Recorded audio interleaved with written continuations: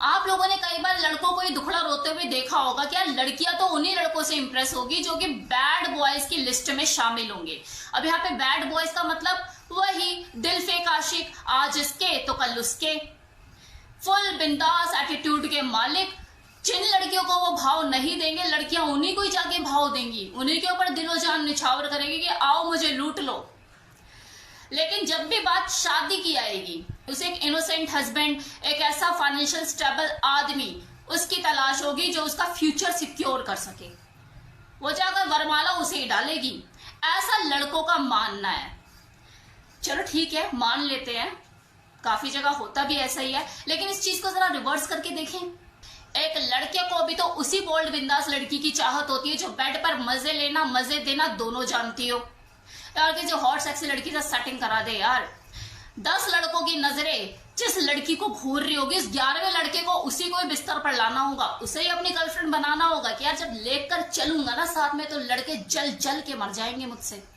होता है, नहीं होता है। फुल एंजॉयमेंट के लिए तो बिस्तर पर वो लड़की चाहिए, लेकिन जब बात आती है शादी की तो उसे कल्चरल लड़की की तलाश होती है जो उसको इज्जत दे सके, उसके घर वालों की इज्जत कर सके, उसकी लाइफ परफेक्ट वे में स्मूथ स्मूथ चले, वो उसके इशारों पर चले। होता है, नहीं होता है। हर किसी को इसी तरह की लड़की की तलाश होती है। तब वो उसके लिए परफेक्ट होती ही नहीं जो बेड पर उसके लिए परफेक्ट है। अब हो सकता है कि कुछ लोग बोले कि नहीं मैम, लड़के कई बार प्यार के चक्कर में भी पड़ जाते हैं, ऐसी लड़कियों से शादी भी कर लेते हैं, तो ऐसा नहीं है। तो ये चीज तो लड़कियों के ऊपर भी अप्लाई होती है। कई बार इस तरह की जो लड़कियां होती हैं वो बिगड़ेल लड़कों के चक्करों में पड़ जाती है और प्यार व्यार कर बैठती है, बाद में शादी भी कर लेती है, चाहे जैसे भी करती हो, कैसे भी मनाकर उससे शादी करती हो, ये सोच करके मैं इसे बदल डालूंगी। और कई बार क्या होता है, इस तरह की शादी सक्सेसफुल भी हो जाती है क्योंकि दोनों एक दूसरे की मेंटल और फिजिकल भूख पूरी कर पा रहे होते हैं, पता होता है, समझ होती है, इसको मुझसे क्या चाहिए, मुझे इससे क्या चाहिए। कई बार ये शादी सक्सेसफुल भी हो जाती है और कुछ शादियां अनसक्सेसफुल भी रहती है क्योंकि वो अपना नेचर, अपना बिहेवियर चेंज नहीं कर पाते, उसको आदत है हर जगह मुंह मारने की। तो ये तो किसी भी शादी के उतार चढ़ाव होते हैं, रीजन चाहे कुछ भी हो। अगर शादी को ब्रेक होना है तो वो होगा, कोई ना कोई वजह बनके तैयार हो ही जाएगी। लेकिन हाँ, इस सिचुएशन में एक संतुष्टि जरूर होती है कि अरे फांसी का फंदा मैंने खुद डाला है गले में, तो एडजस्टमेंट के चांसेस बने रहते हैं।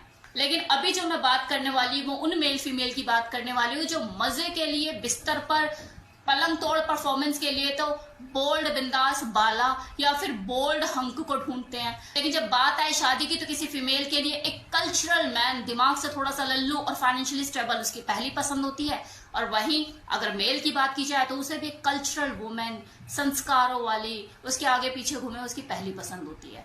तो ऐसी शादी कितनी सक्सेसफुल रहती है और उनमें क्या उतार चढ़ाव आते हैं, किस तरह से उनकी लाइफ चलती है, इसके ऊपर बात कर लेते हैं। वो जो शादी वाली लाइफ होती है काफी हद तक उनकी स्टेबल हो चुकी होती है, लेकिन जब बेडरूम लाइफ शुरू होती है तो वहां पर उन्हें वो चीजें नहीं मिल पाती जो उस लड़की को अपने एक्स बॉयफ्रेंड से मिल रही थी और उस लड़के को अपनी एक्स गर्लफ्रेंड से मिल रही थी। वो ओपननेस को मिस करते हैं, एंजॉयमेंट को मिस करते हैं, वो बेडरूम की उठापटक को मिस करते हैं, वो फैंटेसी, वो एक्साइटमेंट, उन सब चीजों को मिस ही करते रहते हैं। शुरू शुरू में तो सब खेल चलता रहता है कि चलो अभी नए नए हैं, अभी नए नए हैं तो थोड़ी सी शर्म झिझक है, लेकिन जब वो शर्म झिझक आगे 2 साल में भी खत्म नहीं होती, एक दूसरे को अपनी फैंटेसी, अपनी चाहतों का इजहार नहीं कर पाते, सेक्सुअल कंपैटिबिलिटी एक दूसरे की फील नहीं होती, किसी में ज्यादा है किसी में कम है, वो चीजें नहीं हो पाती, वो सब मिस करना शुरू कर देते हैं जो वो पहले पुराने पार्टनर के साथ एंजॉय किया करते थे। वो उस एंजॉयमेंट को मिस करते हैं और ऐसा लगता है मेरी बेडरूम लाइफ तो झंड हो गई। और यही अनसेटिस्फैक्टरी बेडरूम लाइफ उन दोनों की पर्सनल लाइफ में कलह कलेश का कारण बनती है क्योंकि बाकी तो सब कुछ सही हो रहा था, जरूरत का सारा सामान उनके पास अवेलेबल होता है, एक वेल ट्रेन्ड हाउसवाइफ उसे मिल चुकी होती है जो 24 घंटे उसकी हर चीज का ध्यान रखती है, लेकिन बेडरूम लाइफ उसकी झंड हो चुकी होती है। फिर वो पुरानी चीजें पुराने पार्टनर में ढूंढना शुरू करते हैं, यार उसकी सेक्स लाइफ कैसी चल रही है, सब बढ़िया चल रही है, नहीं चल रही तो मेरा कुछ जुगाड़ हो सकता है। और चलो अगर वहां नहीं चीजें हो रही कि उसका सब कुछ सही चल रहा है तो किसी और को ढूंढना शुरू करते हैं क्योंकि फ्रस्ट्रेटेड हो चुके हैं ना, लाइफ जो चाहिए बेडरूम में वो मिल नहीं पा रहा, उसको यही लगता है गर्मी तो निकालनी है, ठीक है देख लेते हैं बाहर कुछ। सेम सिचुएशन एक औरत की भी होती है, क्या झाटू सा आदमी, शक्ल भी झाटू सी, अकल भी झाटू सी, लेकिन ये नहीं पता था कि बेड पे भी झाटू होगा। तो वहां पर उसके अंदर भी फ्रस्ट्रेशन बढ़ने लग जाती है। तो ऐसे में वो बाहर टटोलना शुरू कर देते हैं, कुछ देखना शुरू कर देते हैं। इट्स नेचुरल, स्वाभाविक है ये, क्योंकि शादी से पहले आपने जो चीजें देखी वो तो सामने दिख ही रही थी कि हाँ एक कल्चरल वुमेन है, दिख रहा है, सुसंस्कारी है। वही एक आदमी फाइनेंशियली कितना स्ट्रांग है आपको देखने को मिल रहा है कि हाँ गाड़ी है, सब चीजें सही है, बढ़िया, आपको दिख रही है चीजें, लेकिन वो बेड पर कैसा है, आपके साथ सेक्सुअल कंपैटिबल होगा या नहीं होगा, ये आपको शादी से पहले देखने को नहीं मिलता है।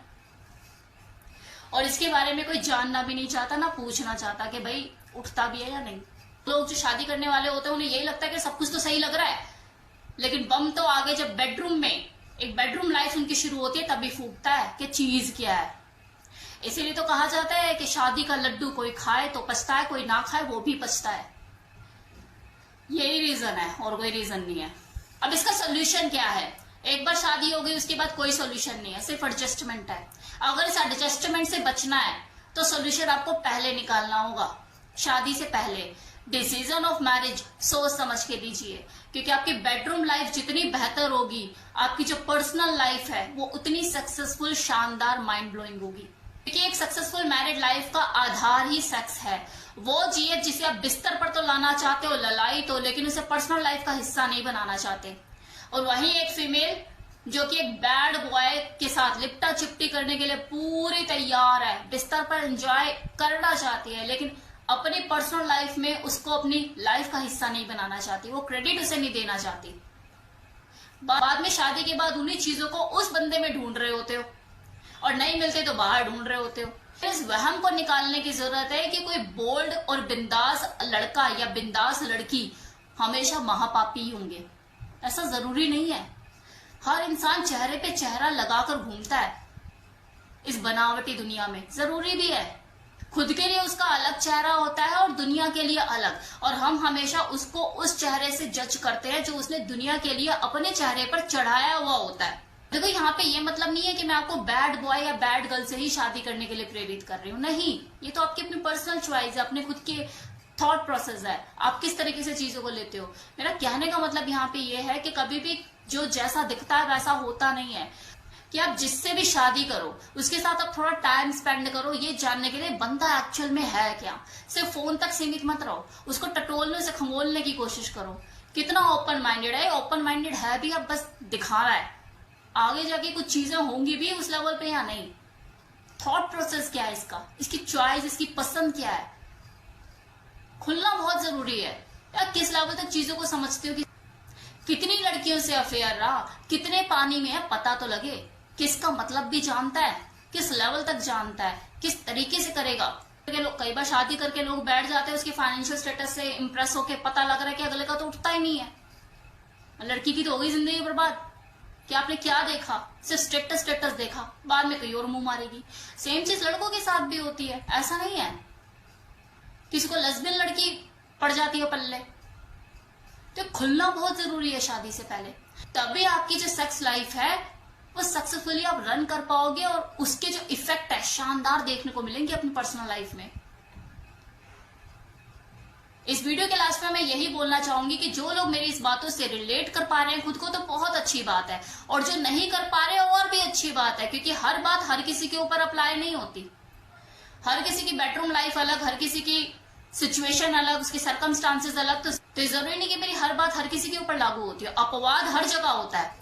अगर किसी की लाइफ बहुत अच्छी चल रही है, मैं तो चाहती हूँ सालों साल अच्छी चले यार, तुम 50वीं गोल्डन जुबली बनाओ, हंस हंस के मनाओ, खुश होके, लेकिन मैक्सिमम लोगों की कहानी यही है। अरे कैसा लगा वीडियो बताना मत भूलिएगा। Thank you so much.